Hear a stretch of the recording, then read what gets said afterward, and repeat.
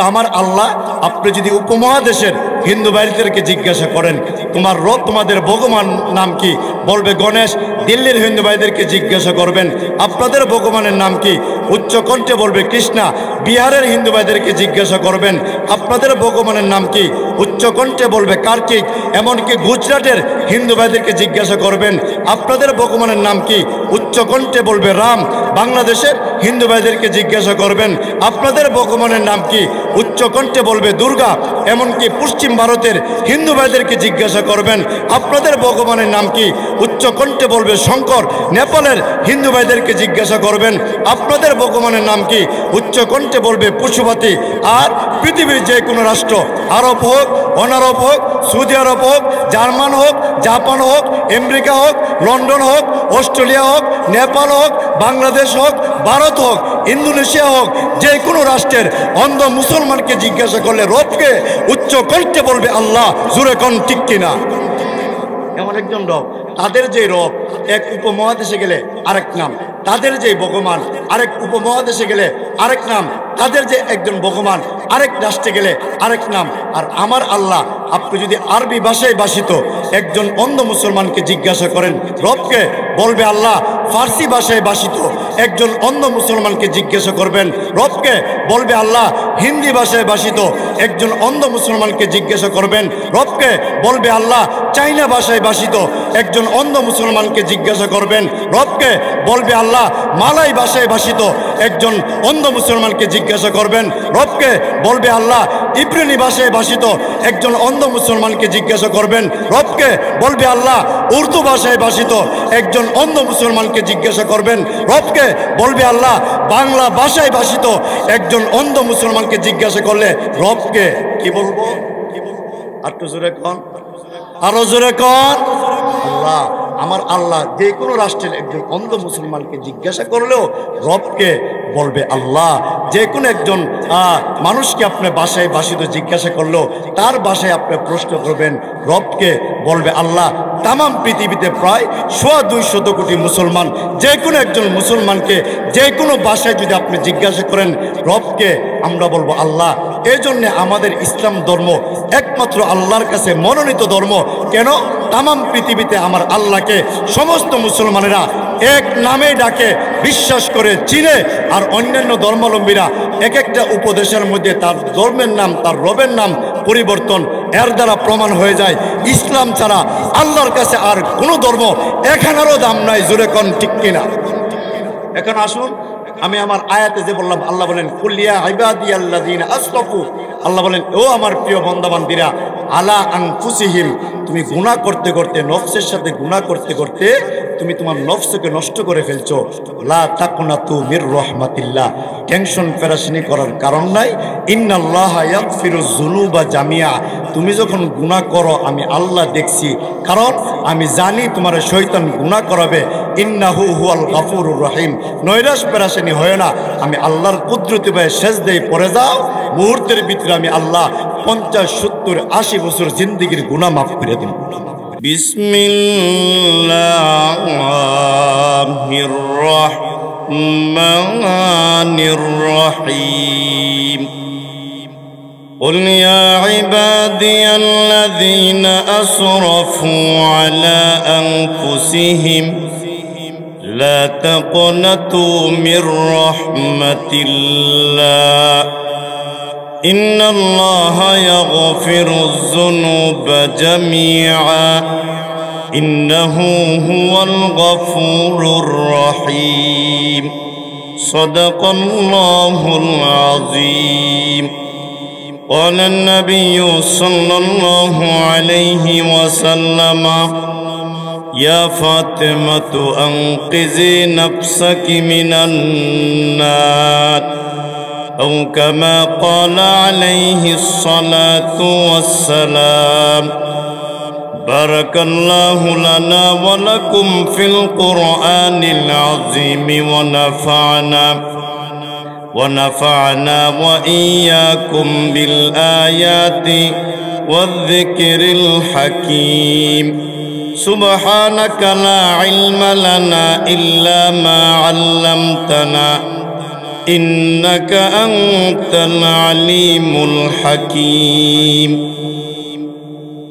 ঐতিহ্যবাহী সরাই পূর্ব উছালিয়া পাড়া নূরে মদিনা জামে মসজিদ ও মুসল্লিগণের উদ্যোগে আজকের ইসলামী মহাসম্মেলনের অত্যন্ত শ্রদ্ধাভাজন সভাপতি দামাত বারাকাতুহুম, উপস্থিত জাতির কর্ণধার, ইসলামের মুকুট, জনসাধারণ মানুষের পথ প্রদর্শক, মুআজ্জাজ মুকাররম উলামায়ে কেরাম, সমবেত সর্বস্তরের প্রাণপ্রিয় ভাইয়েরা, পর্দায় অবস্থানরতা শ্রদ্ধা সম্মানিতা প্রাণপ্রিয় মা ও বোনেরা, আল্লাহ তাআলার দরবারে শুকরিয়া জানাই, যিনি অত্যন্ত মেহেরবানি করে আজকের এই মুহূর্ত পর্যন্ত আমাদের হায়াতে বরকত দান করে সুস্থ রেখে সবল রেখে নবী আলাইহিস সালাতু ওয়াস সালামের পবিত্র জবানের ভাষায়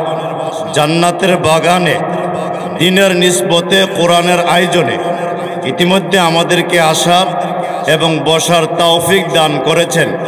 আমি আপনাদের কাছে প্রশ্ন রাখতে চাই, আজকের এই জান্নাতের বাগানে আসতে পেরে বসতে পেরে আমরা খুশি না বেজার? আর একটু মহব্বতে বলে।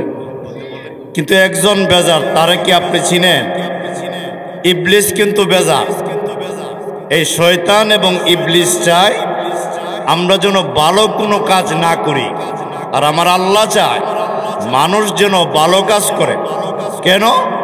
আল্লাহ পৃথিবীর মানুষদেরকে জানায় দিলেন, ভালো কাজের দিকে আসবা, আমি আল্লাহ তোমাকে আমার রহমতের চাদর দিয়া বেষ্টনী করে আমি আল্লাহ আমার রহমতের কোলে উঠাইয়া তোমার 50, 60, 80 বছর জিন্দেগির গুনাহ মাফ করে দিলাম।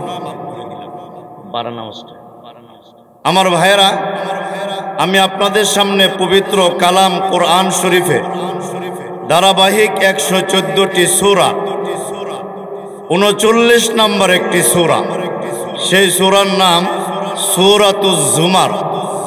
এখান থেকে 53 নম্বর একটি পূর্ণ আয়াতে কারিমা পাঠ করেছি। ইবনে মাজাহ শরীফ নামক হাদিসের গ্রন্থ থেকে 1792 নম্বর একটি হাদিসের অংশ আপনাদের খেদমতে তেলাওয়াত করেছি। আল্লাহ তাআলা যদি আমাকে তৌফিক দান করে তেলাওয়াতকৃত আয়াত এবং হাদিস শরীফকে সামনে রেখে অত্যন্ত সংক্ষিপ্তভাবে কিছু কথা আপনাদের সামনে বলার চেষ্টা করব। ওমা তাওফিকি ইল্লা বিল্লাহ। এখন আসুন সামনের দিকে যাই। যে আয়াতে কারিমা তেলাওয়াত করেছি সেখানে আল্লাহ বলেন, কুল ইয়া ইবাদিয়াল্লাযিনা আসরাফু, হে আমার নারী পুরুষ বান্দা বান্দিরা, পৃথিবীতে যাওয়ার পরে আলা আনফুসিহিম, শয়তানের দোকায় পড়ে গুনাহ করলে, শয়তানের ওয়াসওয়াসায় পড়ে গুনাহ করলে, শয়তান তোর রোগের শিরায় ঢুকাইয়া তোরে গুনাহ করাইল, আলা আনফুসিহিম, নফসের সাথে তুই বেঈমানি করলে, লা তাকুনাতু মির রাহমাতিল্লাহ, বান্দা বান্দিরা রে, শয়তানের দোকায় পড়ে গুনাহ করলে এই জন্য আমি আল্লাহর রহমত থেকে নিরাশ হয় না। শয়তান যদি তোমাকে আসমান থেকে জমিন পর্যন্ত তোমার গুনাহ ভরপুর করে দেয়, শয়তান যদি তোমাকে উহুদ পাহাড় পরিমাণ গুনার মালিক বানায়া দেয়, আমি আল্লাহ মুহূর্তের ভিতরে তোমার জিন্দেগির গুনাহ মাফ করতে প্রস্তুত থাকি। সুবহানাল্লাহ জোরে কর। এই জন্যে শয়তান পৃথিবীতে আসার আগে আল্লাহ ইবলিসকে বলছিলেন আদমের পায়ে সেজদা করতেন। এই জন্যে ইবলিস আবা ওয়াস্তাকবার, অস্বীকার করলেন। কেন? তিনি যুক্তি দেখাইলেন, আমি হইলাম আগুনের তৈরি, আর মানুষ মানব সম্প্রদায় হইল এমনভাবে মাটির তৈরি, আগুন কখনো মাটির কাছে মাথা নত করতে পারে না। এই কথা বলে বলে শয়তান আল্লাহর এই হুকুমকে অমান্য করার কারণে আল্লাহ ঘোষণা দিলেন, আবা ওয়াস্তাকবার ওয়া কানা মিনাল কাফিরিন। শয়তান রে, তুই আমার নির্দেশকে অমান্য করলে, ঠিক আছে, তোর জন্য আমি আল্লাহ জাহান্নাম নির্ধারণ করে রাখলাম। শয়তান আমার আল্লাহর কাছে প্রশ্ন করলেন, ও আল্লাহ, তুমি আমার জাহান্নামে দিবা? বলে হ্যাঁ, আমাকে জাহান্নামে দিলে আমার 3টা শর্ত তুমি পূরণ করতে হবে। শয়তান বলে, ও আল্লাহ, আমার প্রথম নাম্বার শর্ত হইল এই পৃথিবীতে কিয়ামত পর্যন্ত তুমি আমার হায়াত দিবা। আল্লাহ তোরে দিলাম। 2 নম্বর শর্ত, ও আল্লাহ তুমি জাহান্নামে দিবা। আমি শয়তান রে বলে হ্যাঁ। আমার 2 নম্বর শর্ত হলো আমি যেন মানুষের রোগে রোগে শিরায় শিরায় ঢুইকা গুনাহ করাইতে পারি। আমাকে সেই কুওয়াত, সেই শক্তিটা তুমি দান করবা। আল্লাহ তোরে দিলাম। 3 নম্বর শর্ত, শয়তান বলে ও আল্লাহ তুমি আমার জাহান্নামে দিবা। বলে হ্যাঁ, তাহলে আমার আরেকটা শক্তি দান করো। আমি তোমার প্রিয় বান্দা বান্দীদেরকে গুনাহ করাইব, এরা যেন আমার না দেখে, আমি যেন অদৃশ্য হইয়া তাদেরকে গুনাহ করাইতে পারি, এই শক্তিটা দান করো। আল্লাহকে দিলাম। শয়তান বলে এখন আমার দেখা আছে, আল্লাহ তোমার কোন বান্দা বান্দি জাহান্নামে যেতে পারে এটা আমি শয়তান দেখার আছে। আল্লাহ মুস্কে হাসি দেখো, শয়তান রে তুই আমার বান্দারে গুনাহ করাইবে আর আমি আল্লাহ মাফ করতে থাকবো। সুবহানাল্লাহ। শয়তানকে আল্লাহ শক্তি দিলেন, কিয়ামত পর্যন্ত হায়াত দিলেন। শয়তানকে মানুষের রোগে রোগে শিরায় শিরায় ঢুইকা গুনাহ করানোর শক্তি দিলেন। শয়তানকে আমাদের অদৃশ্য রাইখা আল্লাহ সেই শক্তি তারে দিলেন। শয়তান আল্লাহর সাথে চ্যালেঞ্জ করছেন, আল্লাহ তোমার কোন বান্দা বান্দি জাহান্নাম থেকে মুক্তি পায়া জান্নাতে যাবে, এই শর্তটা, এই চ্যালেঞ্জটা আমি শয়তান দেখার আছে। আল্লাহ মুস্কি হাসি দিয়ে বলে, শয়তান রে তুই আমার বান্দা বান্দীদেরকে তামাম পৃথিবীতে আসমান থেকে জমিন পর্যন্ত গুনাহ ভরপুর করে দিবে। আমি সেকেন্ডের ভিতরে আমার বান্দা এবং বান্দির জিন্দেগির গুনাহ মাফ করে দিব। একটু জোরে কন। আমরা বাবা, আমি আপনাদের কাছে প্রশ্ন রাখতে চাই, এই পৃথিবীতে আসার পরে আমরা গুনার সাথে লিপ্ত আছি না নাই? কম না বেশি? আমরা যে গুনাহ করি, আমরা যে পাপ করি, অন্যায় করি, দরজা বন্ধ করে আমরা শিরিক বেদাতের কাজ করি, দুনিয়ার কেউ না দেখলেও একজন দেখেন। আপনারা বলুন তিনি কে? আল্লাহ। কেউ দেখে না। আপনি রমজান মাস রোজা না রেখে পুকুরে ডুব দিয়ে আপনি সেখান থেকে পানি পান করলেন, পৃথিবীর কেউ দেখলো না। আমার আল্লাহ দেখার ক্ষমতাটা আল্লাহর আসেনি বাবা? আছে। কিন্তু আমরা যে গুনাহ করি, বনি ইসরায়েলদের জমানায় উম্মতেরা গুনাহ করলে তাদেরকে নগদ শাস্তি দিতেন, কিন্তু আল্লাহর নবী আল্লাহর কাছে বললেন, আল্লাহ তুমি কি আমাকে শ্রেষ্ঠ নবী বানাইলা? বলে হ্যাঁ। আমার উম্মতদেরকে তুমি শ্রেষ্ঠত্বের উম্মতের সার্টিফিকেট দিলা? বলে হ্যাঁ। আনা আফজালুল আম্বিয়া ওয়া উম্মতি আফজালুল উমাম।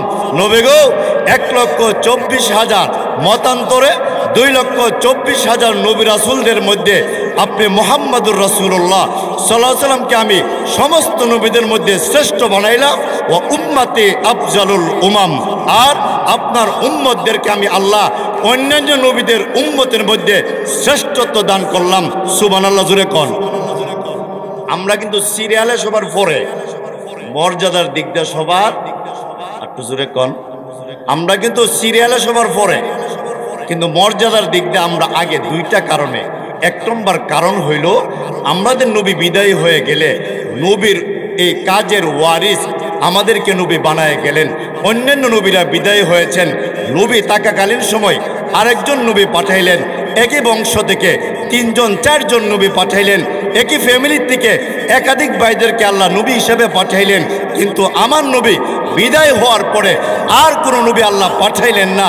আমার নবীর কাজ, এই নবুয়তের কাজটা আল্লাহ আলেম, উলামা, মুমিন, মুসলমান, নামাজি, আল্লাহওয়ালা ব্যক্তিদের হাতে আমার আল্লাহ ছেড়ে দেওয়ার কারণে আল্লাহ নবীদের মতো সম্মান না দিলেও উম্মতদেরকে শ্রেষ্ঠ সম্মানের উপাধি আমার আল্লাহ দান করছেন। জোরে কোন ঠিক কিনা? আমরা শ্রেষ্ঠ, হায়াত কম। অন্যান্য নবী মুসা আলাইহিস সালাতু ওয়াস সালামের উম্মতেরা 650 বছর পর্যন্ত নেক আমল করতে পারছেন। নূহ পয়গম্বরের উম্মতেরা 950 বছর পর্যন্ত নেক আমল করতে পারছেন। এমনকি ইব্রাহিম পয়গম্বরের উম্মতেরা 800 বছর পর্যন্ত নেক আমল করার সুযোগ পেয়েছেন। ঈসা নবীর পয়গম্বররা 5.5 বছর পর্যন্ত নেক আমল করার সুযোগ পেয়েছেন। আর আমরা মাত্র গড়ে আমাদের হায়াত 70 থেকে 80 বছর।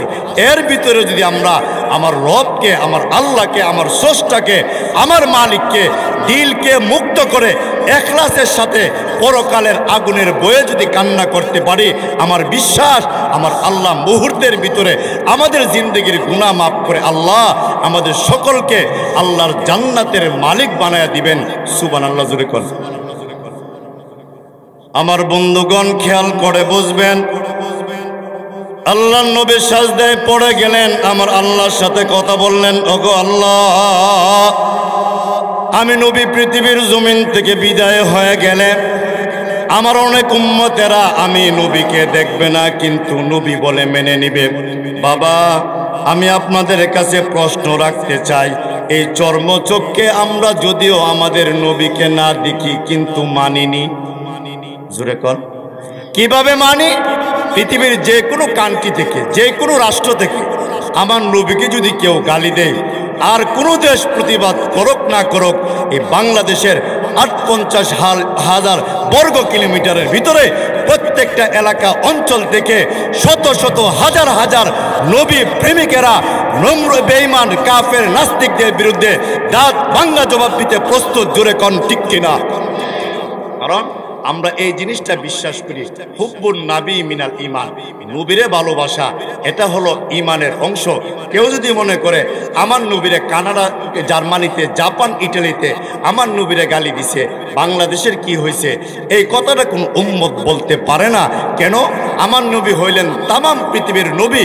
যে কোনো রাষ্ট্রের যে কোনো বেঈমান, যে কোনো নাস্তিক আমার নবীর চক্ষুর দিকে আঙ্গুল উঠাইলে আর কোনো রাষ্ট্র প্রতিবাদ করুক না করুক, বাংলাদেশের সরলপনা মুসলমান আলেম উলামারা 24 ঘন্টা নাস্তিকদের বিরুদ্ধে দাঁত ভাঙ্গা জবাব দিতে প্রস্তুত। জোরে কোন ঠিক কিনা? আমরা এই জিনিসটা বিশ্বাস করি। আমি আমার বাবার থেকে আমার নবীরে বেশি ভালোবাসি, আমার ওয়াইফ থেকে আমার নবীকে বেশি ভালোবাসি, আমার আম্মা থেকে আমার নবীকে বেশি ভালোবাসি। কারণ যে নবীরে যত বেশি ভালোবাসবে এই মানুষটা আমার নবীর হাত ধরে আমার আল্লাহর তৈরি জান্নাতের মেহমান হয়ে যাবেন। সুবহানাল্লাহ জোরে কোন। আয়েশা ডেকে ডেকে বললেন, ওগো আল্লাহর নবী, আপনি এত লম্বা সাজদা দিলেন কেন? আমি আয়েশা জানতে চাই। আম্মাজান ডেকে ডেকে বললেন, পৃথিবীর উম্মতেরা এত লম্বা সাজদা দিতে আমি নবীকে জিন্দেগিতে কোনোদিন দেখি নাই। আমি আয়েশা মনে করলাম আল্লাহর নবী হয়তো পৃথিবীর জমিন থেকে বিদায় হইলেন, আমি আল্লাহর নবীর আঙ্গুল মুবারককে চাপ দিলাম। আমি আয়েশা বুঝতে পারলাম আল্লাহর নবী জিন্দা, আল্লাহর সাথে কথা বলেন। নবীজি সাজদা শেষ করার পরে বললেন, আয়েশা, ইয়া রাসূলুল্লাহ, ইয়া হাবিবাল্লাহ, নবী গো, আপনার কোনো গুনাহ নাই, আপনার কোনো পাপ নাই। নবী গো, এত লম্বা সাজদা দেওয়ার কারণ কি? আমি আয়েশা জানতে চাই। আল্লাহর নবী ডেকে ডেকে বললেন, আয়েশা রে, আমি নবী বিদায় হয়ে গেলে আমার অনেক ইতিম উম্মতেরা আমি নবীকে দেখবে না, নবী বলে মেনে নিবে। আবু বকরকে দেখবে না, সাহাবী মেনে নিবে। উমর, উসমান, আলী, সালমানকে দেখবে না, সাহাবী মেনে নিবে। ওই সমস্ত ইতিম উম্মতের জন্যে এই মুহূর্তে আমি আল্লাহর কাছে দোয়া করলাম। ইতিম উম্মতের জন্য দোয়া করলেন। আল্লাহ, অন্যান্য নবীর উম্মতেরা গুনাহ করার কারণে নগদ শাস্তি দিচ্ছেন, আমার উম্মতদেরকে আপনি নগদ শাস্তি দেন না, মরণ পর্যন্ত, মৃত্যুর আগ মুহূর্ত পর্যন্ত আমার উম্মতের নারী পুরুষদেরকে আপনি তওবা করার সুযোগ দিবেন। আল্লাহ বলেন, নবী গো, আপনার এই দোয়াটা আমি কবুল করলাম। আপনার উম্মতের নারী পুরুষেরা গুনাহ করতে করতে দিল, কলব, অন্তরকে নষ্ট করে ফেললেও মৃত্যুর আগ মুহূর্ত পর্যন্ত আমি আল্লাহ অপেক্ষা করব সে তওবা করে কিনা। আমি অপেক্ষা করার পরে দেখব সে তওবা করে কিনা। যদি তওবা করে মুখলেসিয়তের ভাবে মুহূর্তের ভিতরে আমি আল্লাহ তার জিন্দেগির গুনাহ মাফ করে দিব। এই জন্য আমি আপনাদের কাছে প্রশ্ন রাখতে চাই, অন্যান্য নবীদের উম্মতেরা গুনাহ করলে যেখানে গুনাহ করছে সেখানে তার শাস্তি হইতো, আর আমরা যে পরিমাণ গুনাহ করি, যদি এই পরিমাণ আমাদের নগদ শাস্তি দিতেন 24 ঘন্টার মতো বেঁচে থাকার অধিকার থাকতো না। জোরে কোন ঠিক কিনা? আমরা যে গুনাহ করি, যদি মসজিদে আজান দিয়ে 5 ওয়াক্ত আপনারা কি মনে করেন মসজিদের মধ্যে 300 মুসল্লি ধারণ করার ক্ষমতা ফজরের সময় 7-8 জনের বেশি হয় না? এমনও অনেক মসজিদ আসেনি বাজান? মুয়াজ্জিন সাহেব বলে আসসালাতু খায়রুম মিনান নাওম, হ্যাঁ ওঠো ওঠো, নামাজের সময় হয়েছে উঠো। এরপরেও উঠে না, কারণ শয়তান চায় আমাদেরকে জাহান্নামে নিতে। মুয়াজ্জিন সাহেব আজান দিলে সে উঠতে চায় না, অথচ আল্লাহ তাহাজ্জুদের সময় বান্দাদেরকে ডাকে, ইয়া আব্দি কে আছো? আমি আল্লাহকে ডাক দৌ, আলা মিন মুস্তাগফিরিন ফাগফির আলা, কে আছো গুনাহ বুঝালিয়া আমি আল্লাহর কাছে মাপ চাইবা। আমি আল্লাহ প্রথম আসমানে চলে আসলাম তোমাকে মাপ দেওয়ার জন্যে। আলা মিন মুস্তাগফিরিন ফাগফির আলা, কে আছো গুনাহ মুক্ত করার জন্যে আমি আল্লাহর কাছে দোয়া করবা। আমি আল্লাহ তোমার গুনাহ মাফ করতে প্রস্তুত। আলা মিন মুস্তারজিকিন ফারযুকাহু, কে আছো অভাবী, তোমার সংসারে অভাব, তোমার ঘরে অভাব, তোমার বাসার মধ্যে অভাব, সমাজে রাষ্ট্রে অভাব, কে আছো আমি আল্লাহর কাছে তুমি চাও, তোমার অভাবকে আমি আল্লাহ দূর করে দেব।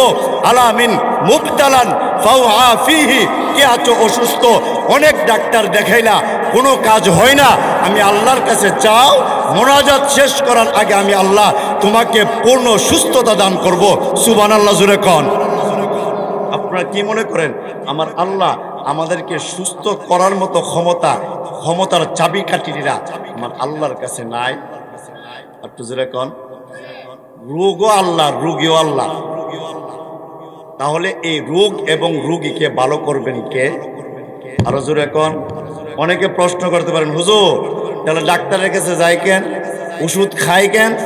ডাক্তার এবং ওষুধ এটা হলো উসিলা, কিন্তু ডাক্তার সাহেব নিজেও জানে আমার ওষুধ আর প্রেসক্রিপশনে রোগী বালা নাও হইতে পারে, এটা ডাক্তারের জানা আসেনি বাবা।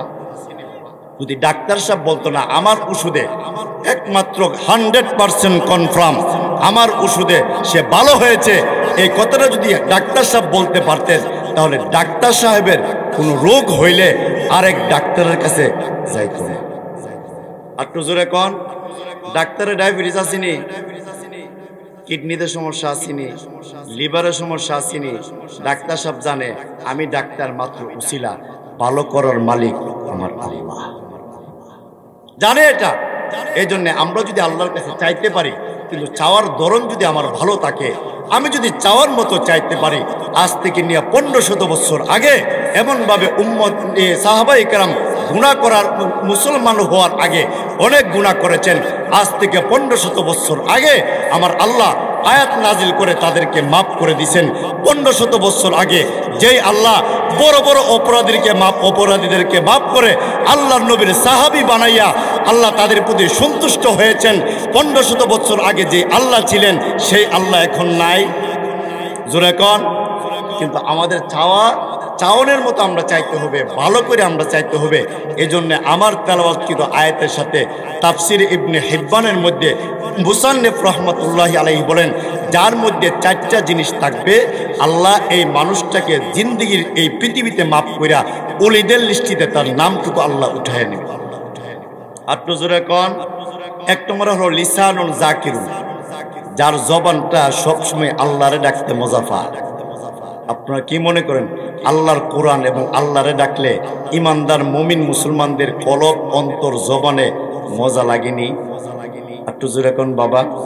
কোরআন তেলাওয়াতের কিন্তু আলাদা একটা মজা আছে, কিন্তু গান বাজনার কথা বললে 2 মাস চললে এটা আর ভালো লাগে না। কিন্তু কোরআনের তাফসির, কোরআনের বয়ান, কোরআনের হাকিকত কেউ যদি শ্রবণ করে, কেউ যদি পড়ে, তার দিলের ভিতরে মজা লাগে।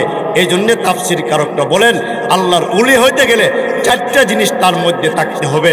1 নম্বর লিসানুন জাকিরুন, তার জবানটা 24 ঘন্টা আল্লাহর জিকির থাকতে হবে। সুবহানাল্লাহ। 2 নম্বর ও কালবুন শাকিরুন, তার অন্তরটা হতে হবে শুকরগুজার, অর্থাৎ আল্লাহ আমার যে অবস্থায় রাখছে আমি সেই অবস্থায় খুশি। অসুস্থ হইলেও আমি খুশি, সুস্থ হইলেও আমি খুশি, আরামে থাকলেও আমি খুশি, বিল্ডিংয়ে থাকলেও আমি খুশি, কুড়ের ঘরে থাকলেও আমি খুশি, রিক্সা চালাইলেও আমি খুশি, ভ্যান গাড়ি চালাইলেও আমি খুশি, রাজার হালতে থাকলেও আমি খুশি। এটাকে বলা হয় কালবুন শাকিরুন, সর্ব অবস্থায় শুকরিয়া আদায় করা একজনের কাছে। আপনারা বলুন তিনি কে? 3 নম্বর হলো বাদানুন আলাল বালা ই সাবিরা, পায়ের নখ থেকে নিয়ে মাথার চুল পর্যন্ত যত বিপদ আসুক না কেন আমি মনে করতে হবে এটা আল্লাহর নিয়ামত। সুবহানাল্লাহ, জোরে কোন। অনেকে আমরা মনে করি আমি 5 বেলা নামাজ পড়ি, 5 ওয়াক্ত নামাজ পড়ি, কোরআন তেলাওয়াত করি, তাহাজ্জুদ পড়ি, জিকির করি, তাবলিগে যাই, ইজতেমাতে যাই, আমারে তো অসুস্থ হই কেন, আমারে তো জ্বর হয় কেন, আমারে তো ঠান্ডা হয় কেন? না না, জ্বর ঠান্ডা অসুস্থ এইগুলি হওয়াটাও আমার আল্লাহর নিয়ামত। সুবহানাল্লাহ, জোরে কোন। কেউ যদি বলে আল্লাহ তুমি আমার অসুস্থ রাখিয়া, প্রত্যেক নবী উলিয়া উলিয়া তারা এই কথাটা বলছে অসুস্থ হওয়ার সময়, ও আল্লাহ তুমি অসুস্থ রাখিয়া যদি তুমি খুশি হও, আমি অসুস্থ থাকলে তুমি খুশি হইলে আমি মৃত্যুর আগ পর্যন্ত অসুস্থ হইয়া তুমি আল্লাহরে খুশি করতে চাই। জোরে কোন, ঠিক কিনা? 4 নম্বর আল্লাহর ওলি হওয়ার জাওজাতুন মুমিনাতুন তুইনু আলা ঈমানিহি, ঘরের মধ্যে এমন একটা বউ নিয়ে আসা, স্ত্রী নিয়ে আসা, যে বউ যে স্ত্রী দিনদার আল্লাহওয়ালা হবে। সুবহানাল্লাহ, জোরে কোন। যারা বিয়ে করেছেন আপনাদের হাতে পায়ে আমি ধরে বলবো ঘরটাকে আপনি দিনদার একটা ঘর বানান, তালিম করেন, ফাজাইলে আমল নেন, জিকিরের পরিবেশ করেন।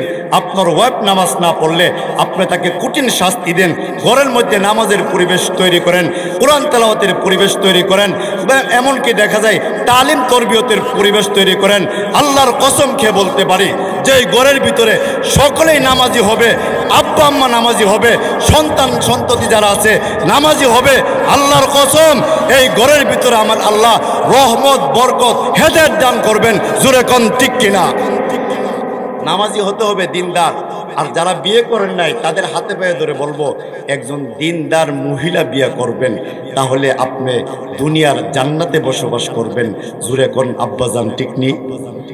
দিনদার আপনি যতটুকু দিবেন, এটাই বলছেন আল্লাহর ওলি হইতে গেলে তার যে পার্টনার থাকবে, জাওজা থাকবে, ফ্যামিলির পার্টনার যে থাকবে তার ওয়াইফ, সেটা যেন হয় মুমিনাতুন। মুমিনা মানে আল্লাহর শুকরগুজার আমলদার। তুইনু আলা ঈমানিহি, জামাইকে তার হাজবেন্ডকে চতুর্মুখী সে সহযোগিতা থাকার জন্যে বেশি চাপ দিবে না, বেশি চাপ প্রয়োগ করবে না। যতটুকু তার স্ত্রীর স্বামী তাকে ইনকাম করে ঘরের ভিতরে আনে ততটুকুর ভিতরে সে সন্তুষ্ট থাকবে। এমন একজন নেককার মহিলা কেউ যদি তার ঘরের ভিতরে গঠন করতে পারে, 4টা জিনিস করলে ওলি হইয়া কবরে যাবে। 1 নম্বর লিসানুন জাকিরুন, তার জবানটা হবে শুকরগুজার। 2 নম্বর কলবুন শাকিরুন, তার অন্তরটা হবে শুকরগুজার, তার জবানটা হবে জিকির গুজার। 3 নম্বর বাদানুন আলাল বালা ই সাবিরা, সর্ব অবস্থায় যত সমস্যায় আসুক না কেন দেহের ভিতরে আল্লাহর এই শুকরিয়া আদায় করা। 4 নম্বর জাওজাতুন মুমিনাতুন তুইনু আলা ঈমানিহি, ঘরের ভিতরে একজন নেককার মহিলা, নেককার ওয়াইফ, এর পরিবেশ নেক আমল করার পরিবেশ গঠন করা। জোরে কোন বাজান, ঠিক কিনা? এই 4টা জিনিস আপনার ঘরের মধ্যে। এই জায়গায় দেখতে গিয়ে দেখলাম ওই দিন নাম রাখছে ফাবিয়া। আমি জিজ্ঞাসা করলাম ভাই এটা কি নাম? হুজুর ফাবি আই আলা ইরব্বিকুমা তুকাজিবান, এখান থেকে 2-3টা শব্দ আন্যা তার নাম রাখছে। আমি বললাম এই অধিকার আপনাকে কে দিয়েছে? আল্লাহর দেওয়া একটা শব্দকে খণ্ডন করে প্রত্যেকটা শব্দ দিয়ে আপনার নাম রাখার অধিকার আপনাকে কে দিয়েছে? পৃথিবীর কারো কোনো অধিকার দেওয়া হয় নাই আল্লাহর কোনো শব্দকে কেটে আলাদাভাবে নাম রাখার। জোরে কোন, ঠিক কিনা? এমন অনেকে আছে। এই জন্য আমি আপনাদের কাছে বলবো যাদের নাম রাখছেন অসুবিধা নাই, কিন্তু যাদের সন্তান আসবে পৃথিবীতে, এই আব্বা এবং আম্মাদের জন্য ওয়াজিব আইয়ুহসিনা ইসমা, সন্তানের সুন্দর একটা নাম রাখা। 2 নম্বর ওয়াইউআল্লিমুহুল কোরআন, সন্তানকে কোরআন শিক্ষা দেওয়া। সুবহানাল্লাহ, জোরে কোন বাবা। আপনার ছেলেকে ডাক্তার বানাবেন না এই কথা আমি বলি না, আপনার অবশ্যই ডাক্তার বানাবেন, কিন্তু তাকে সর্বপ্রথম আলিফ বা তাসা শিক্ষা দিবেন। আপনার সন্তানকে ইঞ্জিনিয়ার বানাবেন না এই কথা আমি বলি না, অবশ্যই বানাবেন। আপনার সন্তানের সর্বপ্রথম শিক্ষা হবে আলিফ বা তাসা। আপনার সন্তানকে প্রভাষক বানাবেন না এই কথা আমি বলি না, অবশ্যই বানাবেন, কিন্তু আপনার সন্তানের সর্বপ্রথম শিক্ষা হবে আলিফ বা তাসা। আপনার সন্তানকে পাইলট বানাবেন না এই কথা অবশ্যই আমি বলি না, অবশ্যই বানাবেন, কিন্তু তার পূর্বে তাকে আলিফ বা তাসা শিক্ষা দিবেন। আপনার সন্তানকে এমনভাবে দেখা যায় মাস্টার বানাবেন না, এই কথা আমি বলি না, অবশ্যই বানাবেন, কিন্তু তার পূর্বে তাকে আলিফ বা তাসা শিক্ষা দিবেন। কি হবে? এই সন্তানের সর্বপ্রথম শিক্ষা যদি আলিফ বা তাসা, সূরা ফাতিহা, সূরা মুলক হয়, এই সন্তান ডাক্তার, প্রফেসর, ইঞ্জিনিয়ার, পাইলট হলেও তার আব্বা আম্মাকে কষ্ট দিবে না, বৃদ্ধাশ্রমে রাখবে না। জোরে কোন ঠিক কিনা? এই সন্তান যদি আলিফ বা তাসা শিখে, এই শিকার পরে যদি আপনার সন্তান এমনভাবে দেখা যায় ইঞ্জিনিয়ার হয়, তাহলে আপনার সন্তানের ভিতরে আলিফ বা তাসা, সূরা ফাতিহা, সূরা ইখলাস থাকার কারণে ইঞ্জিনিয়ার সাহেব রাস্তার কালভারের কাজ করতে গিয়া রোডের বদলা বাঁশ দিত না। একটু জোরে কোন। আল্লাহর ভয় যার দিলের ভিতরে আসবে, এই মানুষটা জনগণের সাথে প্রতারণা করতে পারে তো? জোরে কোন, পারে না। এই জন্যে তাকে কোরআন শিক্ষা দিবেন। আপনি দেখেন ডক্টর আহমদ শরীফ একজন ডক্টর ছিলেন, তাম পৃথিবীর তার পরিচয় ছিল। সে তার ফ্যামিলিকে ওসিয়ত করছে, কি ওসিয়ত? আমি ডক্টর আহমদ শরীফ পৃথিবীর জমিন থেকে বিদায় হয়ে গেলে তোমাদের কাছে আমার ওসিয়ত হইল, আমারে দাফন করবা না, মাটির নিচে দিবা না, আমার লাশটাকে হসপিটালের মর্গে রেখে দিবা। কেন? আমি পরকালকে বিশ্বাস করি না, জাহান্নামকে বিশ্বাস করি না, জান্নাতকে বিশ্বাস করি না, ইসরাফিলের দ্বিতীয় সিংহা ফু দিয়ে আবার আল্লাহর সামনে দাঁড়াতে হবে বিশ্বাস করি না। মানে হইল আমি পরকালকে বিশ্বাস করি না। আপনারা কি মনে করেন পরকালকে কেউ যদি বিশ্বাস না করে 100% বেঈমান? সন্দেহ আছে? কিন্তু ডক্টর হয়েছে, তাম পৃথিবীতে তার পরিচয় আছে, ইমান নিয়ে কবরে যেতে পারছে কেন? তার সর্বপ্রথম শিক্ষা আলিফ বা তাসা না থাকার কারণে। আমাদেরকে এই জিনিসটা টার্গেটে রাখবেন। আপনার সন্তান অবশ্যই বাংলা পড়াবেন, আমাদের কোনো অসুবিধা নাই, কিন্তু আমাদের একটা দাবি, ইমান আমলকে রক্ষা করার জন্যে মাদ্রাসার নুরানিতে 2 থেকে 3 বছর যখন আপনি পড়াবেন, এই সন্তানকে সারা বছর আরেকজন হুজুরের কাছে প্রাইভেট পড়ানো লাগবে না। আর এই সন্তান যত বড় সরকারি ঊর্ধ্বতম কর্মকর্তা হবে, সমাজসেবক হবে, নেতা হবে, লিডার হবে, এই সর্বপ্রথম শিক্ষাটা আলিফ বা নুরানি থাকার কারণে কমসে কম নামাজ ছাড়বে না, হারাম খাবে না, আব্বা আম্মারে কষ্ট দিবে না। জোরে কোন ঠিক কিনা? এই জন্য আমাদের সন্তানকে সর্বপ্রথম মক্তবে ফাটানোর দরকার বাজান আসেনি? মুয়াজ্জিন সাহেব, ইমাম সাহেব ফজরের পরে ডাক দে যে আপনাদের সন্তানদেরকে মসজিদে পাঠান, এরপরও ফাটানা পাঠাই না। আর আমরা ছোটবেলা দেখছি যখন আমাদের আম্মা, আমাদের দাদি, নানিরা একদম ছোটবেলা আমরা যখন ছিলাম একদম ছোট, তখন দেখছি আমার আব্বা আম্মারা, দাদি, নানি, ফুফু, ফুফা যারা ছিল, কোন শীতের ভিতরে আল্লাহর কোরআন শরীফটাকে নিয়ে রিহালের উপরে রাখা, বনের উপরে বৈশা, বালিশের উপরে কোরআন শরীফ রাখা গুনগুন সুরে আমাদের দাদি নানিরা কোরআন শরীফ তেলাওয়াত করতেন। আজকাল কিন্তু এই আওয়াজটা নাই, আছে? বন্ধ হয়ে গেছে। অথচ এই কোরআন ছাড়া আপনি দেখবেন বন্ধ হয়ে গেছে কেন? স্টার জলসা, জি বাংলা আর মোবাইলের পর্নোগ্রাফি আইসা এই কোরআন তেলাওয়াত, আমাদের আব্বা, আমাদের আম্মারাও এই কোরআন থেকে দূরে সরছে, ওনাদের সন্তানদেরকেও কোরআন থেকে দূরে সরাই দিছে। জোরে কোন ঠিক নেই? আপনি দেখেন আজ থেকে 20, 30, 40 বছর আগে একটা মা 7 জন, 8 জন, 10 জন, 12 জন সন্তান ডেলিভারি করছে, একটা সিজারও লাগে না। লাগছে? 50 বছর আগে, 30 বছর আগে সিজার নামক কোনো কথা আপনারা শুনছেন নি? এটা কি কুত্তার নাম না বিলের নাম না হাঁসের নাম না মুরগের নাম কেউ জানতো না। কিন্তু এখন সন্তান পেটে যাওয়ার সাথে সাথে জামাই আর বউ, স্বামী এবং স্ত্রী মনে মনে প্রতিজ্ঞা করে, আর ওয়াইফ তাকে বলে, এই আগামী মাসের বেতনটা সেভ করে রাখবা। বলে কেন? এখন তো সন্তান ডেলিভারি হবে, যদি সিজার লাগে তাহলে তো টাকার দরকার, আনরা হয় প্রতি মাসে 1000, 2000 টাকা করে আলাদা করে রাখবা। যদি সিজার লাগে, আল্লাহকে আমি তোরে সিজার লাগাইলাম, নইলে তুই সিজারের লাগে যেহেতু প্রস্তুতি হইছ, আমি আল্লাহ তোরে সিজার লাগাইয়া দিলাম।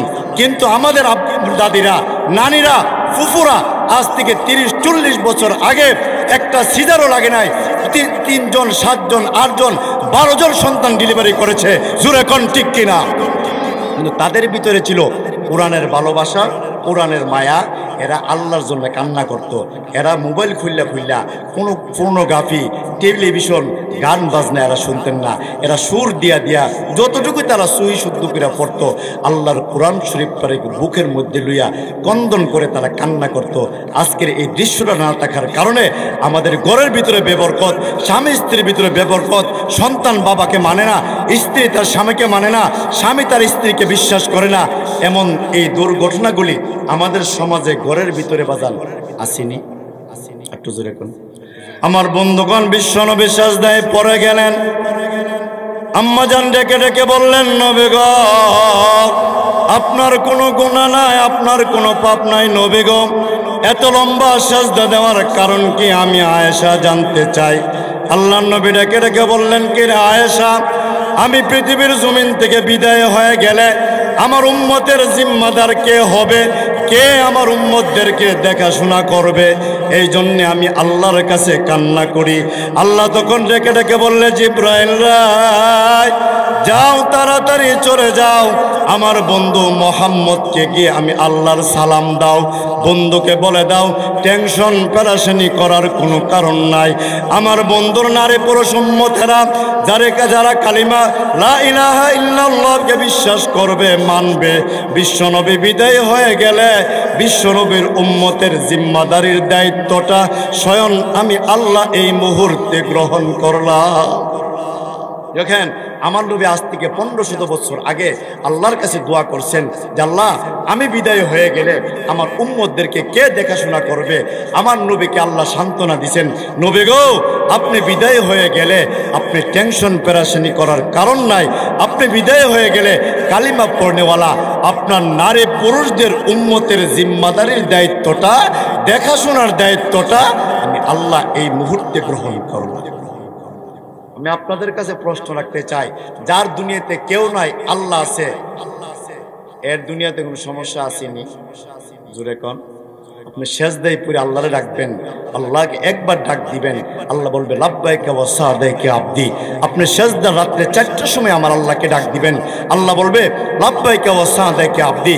দিনের 3টার সময় ডাক দিবেন, আমার আল্লাহ জবাব দিবে লাব্বাইকা ওয়া সাদাইকা আবদি। রাত্রে 3টার সময় আমার আল্লাহকে ডাক দিবেন, আমার আল্লাহ বলবে লাব্বাইকা ওয়া সাদাইকা আবদি। যে কোনো সময় 24 ঘন্টার ভিতরে যে কোনো সময় আমার আল্লাহ আমার রবকে ডাক দিলে, আমার আল্লাহ একবার আমার আল্লাহকে সেজদায় পড়ে কোনো বন্দাবান্দি ডাক দিলে আমার আল্লাহ 70 বার তার জবাব দিয়ে তার সামনে হাজির হয়ে যায়। আমাদের এমন একজন রব, লা তাখুযুহু সিনাতু ওয়ালা নাওম, এমন একজন স্রষ্টা, এমন একজন রব আমাদের, যে কোনো সময় ডাক দিলে আল্লাহ তন্দ্র হয় না, ঘুমেও যায় না। ইয়া মালাইকাতি, ফেরেশতারা বলে, ও আল্লাহ, তোমার তন্দ্রা হয় না, তুমি ঘুমে যাও না। তাহলে আল্লাহ বলেন, ফেরেশতারা রে, আমার কেন তন্দ্রা আসে না, ঘুমে যায় না? যে কোনো সময় আমার বন্দাবান্দি সমস্যায় ফইরা আমি আল্লাহর যদি না পাই, তাহলে আমি কিসের রব হইলাম? এই জন্য আমি 24 ঘন্টা সজাগ থাকি। বন্দাবান্দি যে কোনো জায়গা থেকে আমি আল্লাহরে ডাক দিলে আমি আল্লাহ কুদরতিভাবে তার সামনে হাজির হইয়া তার সমস্যাকে সমাধান করে দেই। সুবহানাল্লাহ, জোরে কোন। আমাদের এমন একজন রব। আর অন্যান্য ধর্মাবলম্বীদেরও রব আছে, তাদের রবের সামনে ফিরনি, পায়েস, মিষ্টি, এরপরে দেখা যায় আপনি সেমাই, মিষ্টান্ন রাখলে তাদের ভগবানের সামনে, আর সেই মিষ্টি, পায়েস, রসমলাই এর মধ্যে যদি মশা এবং মাছি বসে, তাদের ভগবান এই মশা মাছিকে সরানোর ক্ষমতা আছে তো? বুঝতে গেছেননি? ক্ষমতা আছে তো? এই আকলটা তাদের নাই। আমরা কিন্তু অন্যান্য ধর্মাবলম্বীদেরকে ছোট করে বলি না। যে রব, যাকে ভগবান মানলাম, তার সামনে থেকে মশা যিনি সরাইতে পারেন না, একটা মাছিকে তিনি সরাতে পারেন না, পরকালে এই ভগবান জাহান্নামের আগুন থেকে আমারে বাঁচাইতে পারবো তো? আর তো জোরে কোন। এটা আকলে ধরে না। অথচ আমার আল্লাহ, আপনি যদি উপমহাদেশের হিন্দু ভাইদেরকে জিজ্ঞাসা করেন তোমার রব, তোমাদের ভগবান নাম কি, বলবে গণেশ। দিল্লির হিন্দু ভাইদেরকে জিজ্ঞাসা করবেন আপনাদের ভগবানের নাম কি, উচ্চ কণ্ঠে বলবে কৃষ্ণা। বিহারের হিন্দু ভাইদেরকে জিজ্ঞাসা করবেন আপনাদের ভগবানের নাম কি, উচ্চ কণ্ঠে বলবে কার্তিক। এমনকি গুজরাটের হিন্দু ভাইদেরকে জিজ্ঞাসা করবেন আপনাদের ভগবানের নাম কি, উচ্চ কণ্ঠে বলবে রাম। বাংলাদেশের হিন্দু ভাইদেরকে জিজ্ঞাসা করবেন আপনাদের ভগবানের নাম কি, উচ্চ কণ্ঠে বলবে দুর্গা। এমনকি পশ্চিম ভারতের হিন্দু ভাইদেরকে জিজ্ঞাসা জিজ্ঞাসা করবেন আপনাদের ভগবানের নাম কি, উচ্চ কণ্ঠে বলবে শঙ্কর।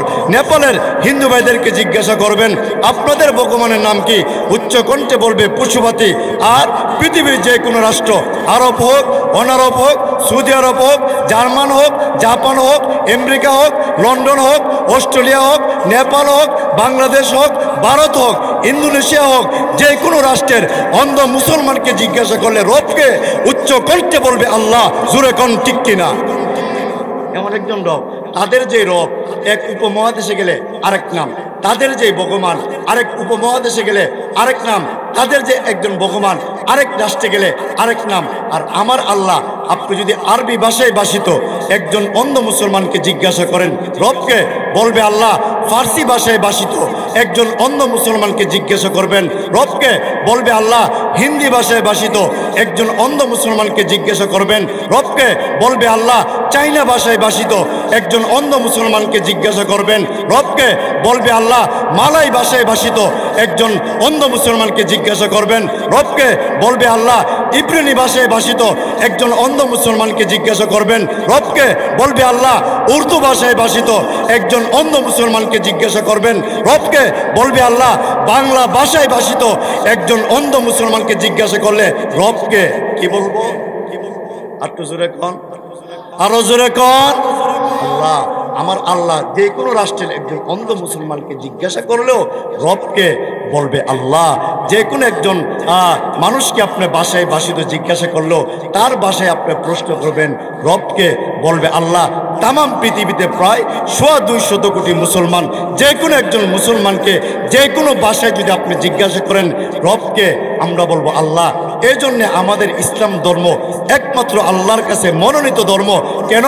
তাম পৃথিবীতে আমার আল্লাহকে সমস্ত মুসলমানেরা এক নামে ডাকে, বিশ্বাস করে, চিনে। আর অন্যান্য ধর্মাবলম্বীরা এক একটা উপদেশের মধ্যে তার ধর্মের নাম, তার রবের নাম পরিবর্তন। এর দ্বারা প্রমাণ হয়ে যায় ইসলাম ছাড়া আল্লাহর কাছে আর কোনো ধর্ম এখানেরও দাম নাই। জোরে কোন ঠিক কিনা?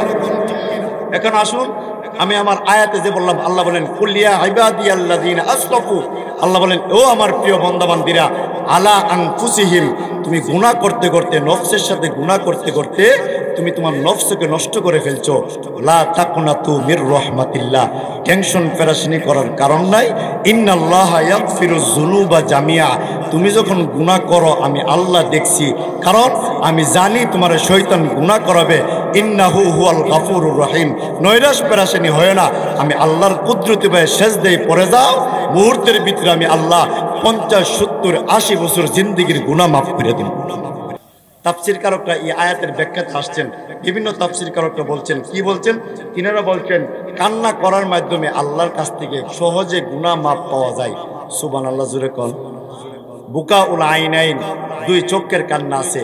বুকাউল কলবি, অন্তরের কান্না আছে। বুকাউল রূহ, আত্মার কান্না আছে।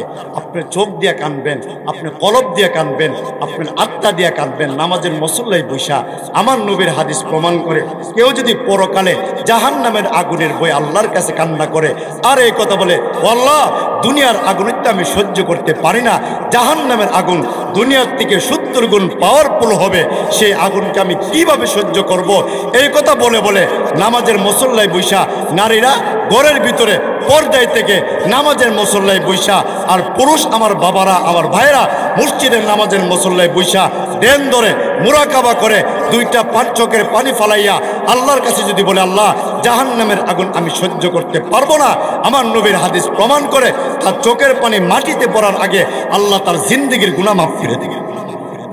আজকে আমাদের চোখের পানি নাই। কেন পানি নাই? গুনাহ করতে করতে আমাদের অন্তর এবং কলব নষ্ট হয়ে গেছে। কারণ আমরা বিজাতিদের অনুষ্ঠান গ্রহণ করি, আর আমাদের অনুষ্ঠানের মধ্যে কোনো বিজাতিরা আসে না। জোরাগন টিকরি, আমাদের ঈদের নামাজের মধ্যে ঈদুল ফিতর, ঈদুল আজহা, আমাদের উচ্চালয়াপাড়া ঈদগাহ মাঠের মধ্যে আমাদের উচ্চালয়াপাড়া হিন্দু ভাই বোনেরা আমাদের নামাজে এসে অংশগ্রহণ করে তো? বুঝা গেছেননি? করেনি? আচ্ছা, আমাদের শবে বরাত, শবে কদরের রাত্রিতে হিন্দু ভাইরা এসে আমাদের সাথে দোয়ায় শরীক হইতো? এরা কিন্তু আসে না। আমরা কেমন বেহায়া জানেননি, একটু মিষ্টি, ফিন্নি, পায়েস খাইবার লেগিয়া দুর্গা পূজা তাদের অন্যান্য পূজার সময় গিয়া আমরা হাজির হয়ে যাই। আর হিন্দুরা গর্ব করে। আমাকে 2 বছর আগে একজন হিন্দু যার সাথে আমার ভালো পরিচয়, তিনি আমাকে বলেছেন, হুজুর এই বছর আমাদের দুর্গা পূজাটা আমরা সাকসেস। আমি বললাম, কেন? আপনারা আবার কিভাবে সাকসেস হলে?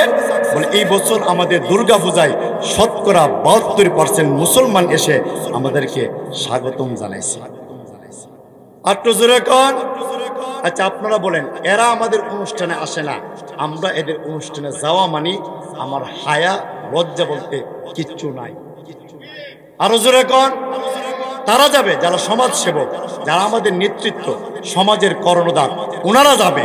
মেম্বার সাহেব যাবে, চেয়ারম্যান সাহেব যাবে, এমপি সাহেব যাবে, মন্ত্রী সাহেব যাবে, যিনারা সমাজের বিশিষ্ট জনেরা তিনারা যাবে। কেন যাবে? তাদের সাথে সমন্বয় করার জন্য। এই জন্য আমরা প্রতি গড় থেকে সকলেই আমরা যেতে পারবো। যারা আমাদের লিডাররা আছেন, আমাদের মুরব্বীরা আছেন, আমাদের সমাজের যারা লিড দেয়, তারা যাবে। কেন যাবে?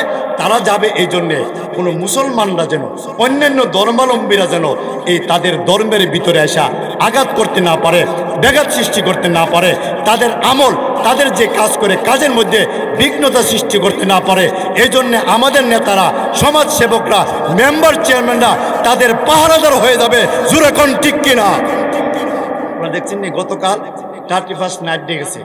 আজকের খবর বিভিন্ন সোশ্যাল মিডিয়াতে খবর আসছে, গতকাল আতশবাজি বাজাইবার লাগিয়া যারা বাজাইছে মিরপুর, জানমন্ডি, গুলশান, চট্টগ্রাম সহ সারা বাংলাদেশ থেকে গতকালের এই আতশবাজি বাজাতে গিয়া 16 জন মুসলমানের প্রাণ নাই। নাউজুবিল্লাহ কইতেন না? আচ্ছা 31st নাইট ডে এটা কি আমরার অনুষ্ঠান? বাজান জোরে কোন, এটা আমরা, এটা হইলো ইহুদি খ্রিস্টানদের। এর একটা কাহিনী আছে। ইহুদি এবং খ্রিস্টানরা মনে করে তাদের 2টা দেবতা, একটা দেবতা, 2টা দেবতা, একটা দেবতা, তার মুখ হইল 2টা। এই দেবতার নাম হইল জানুস। আমার কথা বিশ্বাস না হইলে আপনারা গুগলে চার্জ দিবেন, JANUS, জানুস দিয়ে আপনারা গুগলে চার্জ দিয়ে দেখবেন। একটা মাথাওয়ালা একটা মূর্তি এসে হাজির হয়। ওই ইংরেজরা, খ্রিস্টান, ইহুদিরা যেই মাথাটা পিছনে থাকে 31শে ডিসেম্বর 12টার আগ পর্যন্ত পিছনের মাথার মধ্যে আসা সেজদায় পড়ে থাকে আর বলে, গত 1 বছর যা ভালো করা দরকার তুমি করলা, যা ভালো করছো তুমি করছো। আর এই 31শে ডিসেম্বর 12টা 1 মিনিটের পর থেকে নিয়ে তার সামনের যে জানুস আছে, জানুসের সামনের মুখের দিকে আসা বলে, সামনে 1 বছর যা করবা তুমি বালা করবা। এই জন্যে ইংরেজ, খ্রিস্টান, ইহুদিরা এই জানুসের নামে নাম রেখে ডিসেম্বর মাসের পরের মাসের নাম কি? তা জানুয়ারি। ডিসেম্বর মাসে পরের মাসের নাম কি? এই জানুস মূর্তির নামে তারা নাম রাখছে জানুয়ারি। মাথা থাকে 31 তারিখ 12টার আগ পর্যন্ত পিছনের মাথার মধ্যে সেজদায় পড়ে বলে, যা করছো বালা তুমি করছো। 31শে ডিসেম্বর 12টা 1 মিনিটের পর থেকে ফজর পর্যন্ত জানুসের সামনের দিকে সেজদায় পড়ে থাকে বলে, আগামী বছর যা বালা করবা তুমি করবা। আপনারা কি মনে করেন কোনো মূর্তি, ভগবান, দেবতার বাবার ক্ষমতা আসেনি আগামী বছর ভালো করার? জোরে কোন। এই আগামী বছর ভালো করবে কি করবে না, আরামে রাখবে কি রাখবে না, রিজিক আমার হবে কি হবে না, আমি বাঁচবো কি বাঁচবো না, এর গ্যারান্টিটা দুনিয়ার কোনো সরকারের আছে? তো একটু জোরে কোন। এই বিজাতিদের এই অনুষ্ঠান আমরা গ্রহণ করার কারণে তাজা 17টা প্রাণ চলে গেছে। পরিষ্কার ভাষায় আমরা এই কথাটা বলি, বিজাতিদের কোনো অনুষ্ঠানে আমরা অংশগ্রহণ করব না। কেন করব না?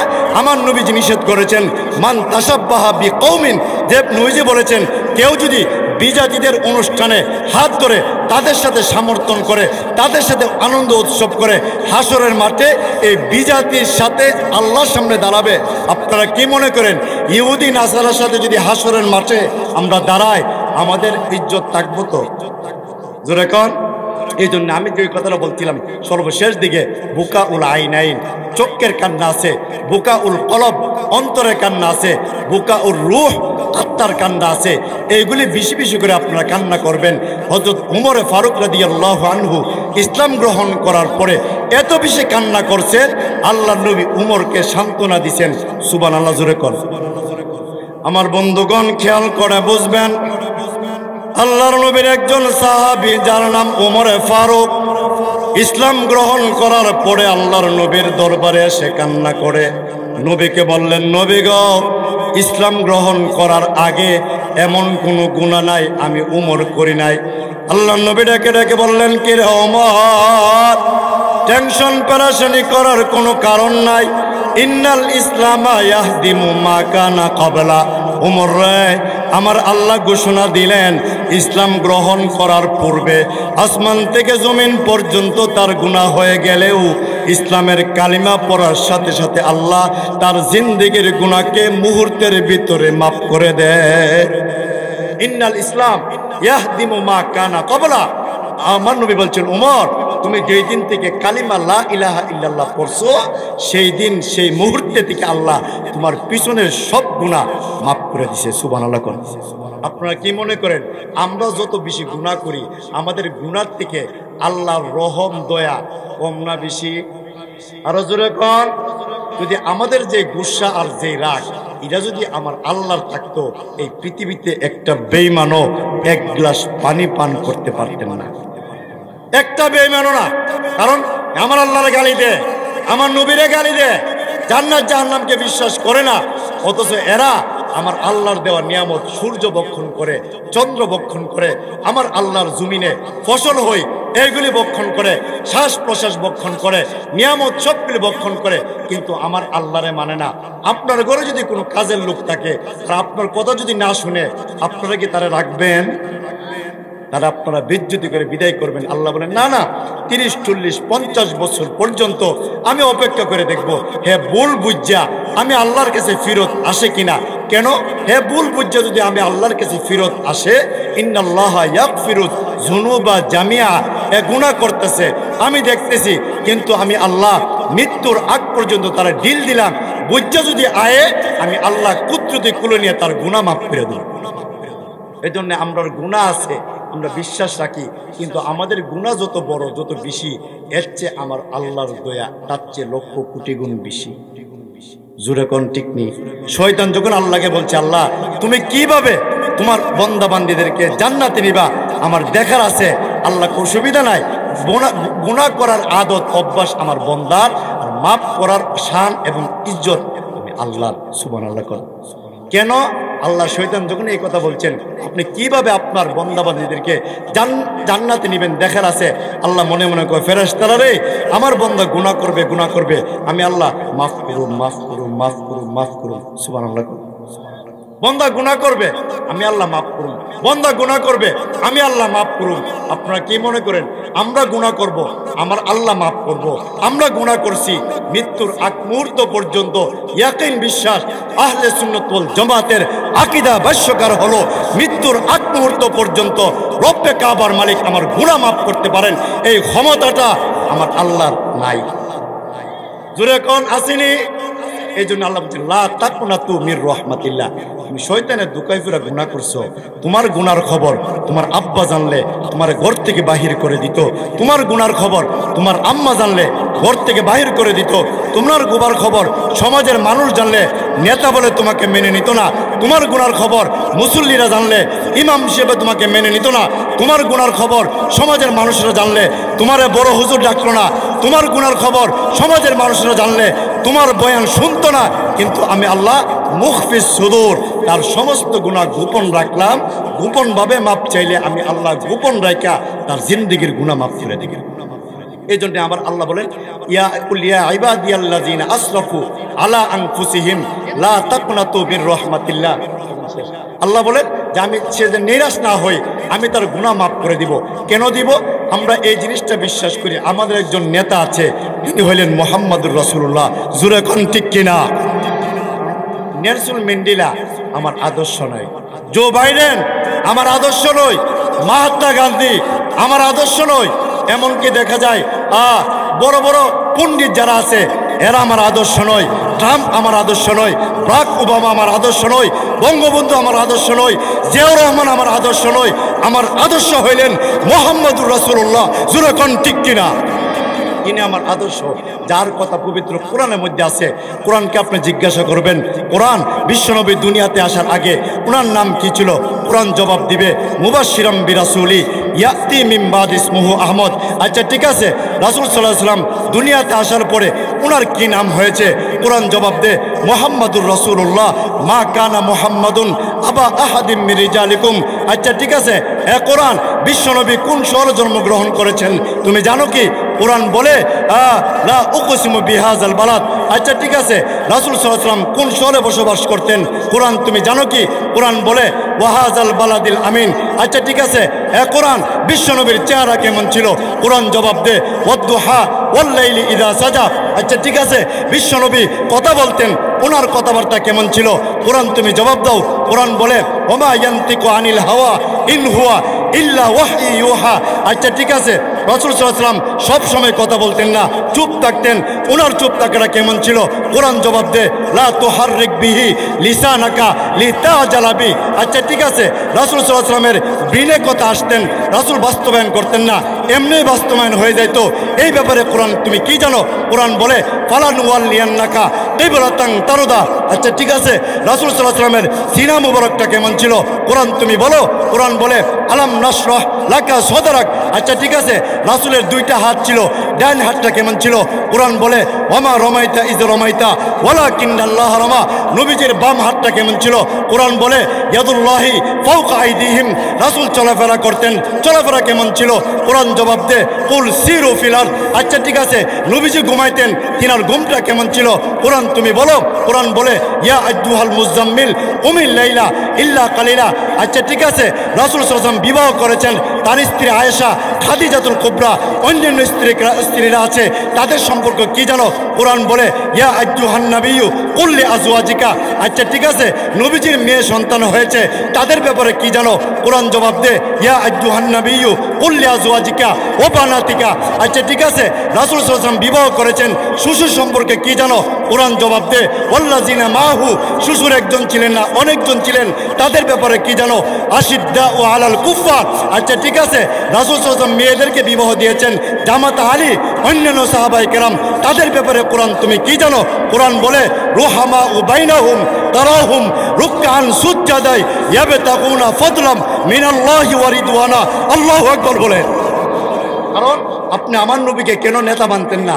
নবীজির হাতের কথা কোরআন সাক্ষী দেয়, নবীজির পায়ের কথা কোরআন সাক্ষী দেয়, নবীজির স্ত্রীর কথা কোরআন সাক্ষী দেয়, নবীজির ঘুমের কথা কোরআন সাক্ষী দেয়, নবীজির এমনভাবে চেহারার কথা কোরআন সাক্ষী দেয়, নবীজির আরশ আজিমের কথা কোরআন সাক্ষী দেয়।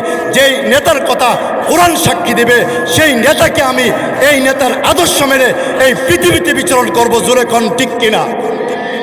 আপনাদের কাছে প্রশ্ন রাখতে চাই, বিশ্বনবী আমার রোল মডেল, বিশ্বনবী হবেন আমার নেতা, আর আপনার নির্বাচন আইলে ইমুক নেতার চরিত্র ফুলের মতো পবিত্র, নামাজ পড়ে না একত্ব, গাঞ্জা খাই পাঁচত্ব।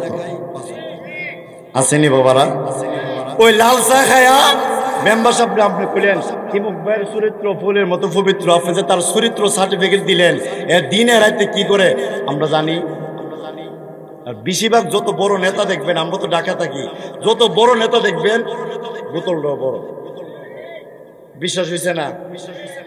এরা বড় বড় ক্লাব আছে আমাদের ঢাকায়, এই ক্লাবগুলির মধ্যে গেলে এরা যে কত বড় উলি আপনি দেখবেন।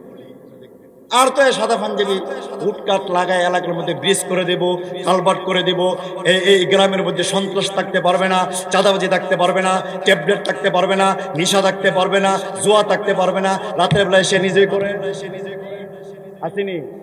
আমরা এমন নেতাদেরকে আর দেখতে চাই? জোরে কোন দেখতে চাই? আমরা এমন নেতাকে দেখতে চাই যেই নেতা নিজে নামাজ পড়বেন, আমাদেরকে নামাজ পড়াবেন।